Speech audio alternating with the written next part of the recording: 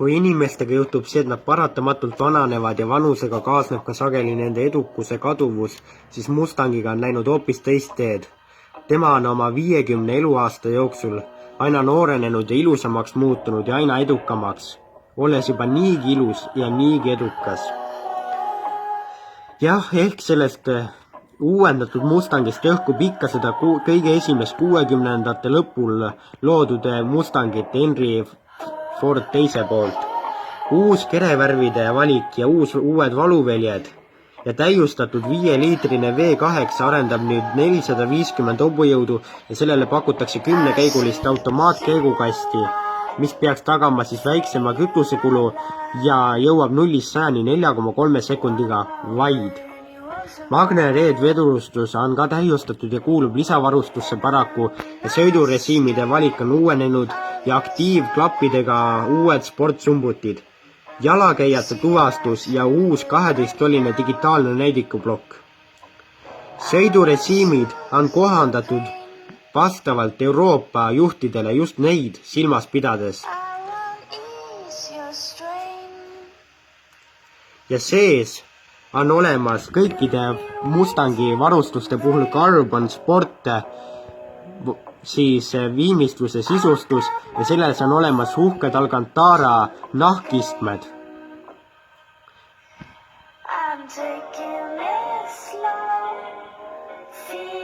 Ja samuti leiab sealt ka soojendusega ja jahutavusega rooli.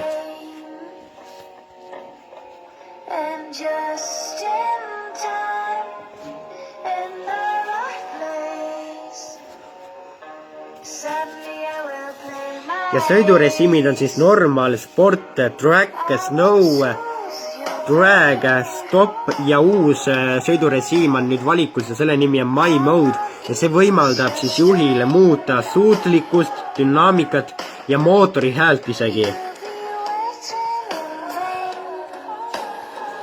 Olemas on 12-tolline siis näidikuplokk, millest ma ka rääkisin ja sellel on omakorda olemas siis veel Sync 3 meelelahutussüsteem, navigatsioonisüsteem, kliima, juhtimine sealt tabloo pealt ja samuti omab see endas ka siis CarPlay'd Android autot, mida mõnedes uutes autodes millegipärast ei ole.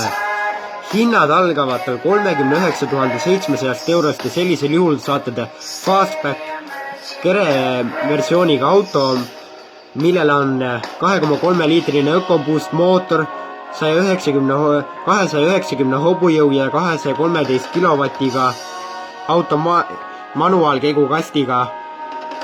Ja et saada automaatkäigukasti peate te välja käima 46 700 eurot ja et saada 5-liitrist uhket täiustatud V8 mootorit peate te välja käima lausa siis peagi 50 000 eurot, 47-48 000 eurot. Ehk tegelikult on Mustang üpriski soodne võrreldes oma konkurente ja igasuguseid teisi sellist kiirendust ja sellist sõidumugavust pakkuvaid autosi. Ja kui te lähete uut Mustangit endale ostma, siis mina soovitan võtta manuaalkäigukasti, kui teil on vähem raha ja siis ehk selle odavama versiooni. Aga kui teil on rohkem raha, siis kindlasti 5-liitrise V8.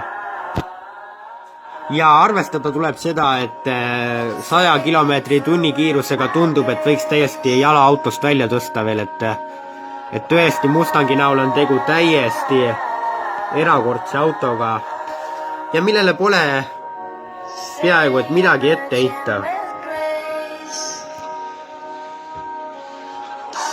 Ford on saanud hakkama jällegi väga hästi uue Mustangiga, nii et minge tehke proovisõitu ja kui te mõtlete osta näiteks Kia Stingerit või ma ei tea VRX-i Subaru poolt, siis kindlasti pange need paar tuhat eurot juurde või võtke need paar tuhat eurot maha ja ostke endale Mustang ja teil on rõõmu kuhjaga palju rohkem ja palju rohkemateks aastateks.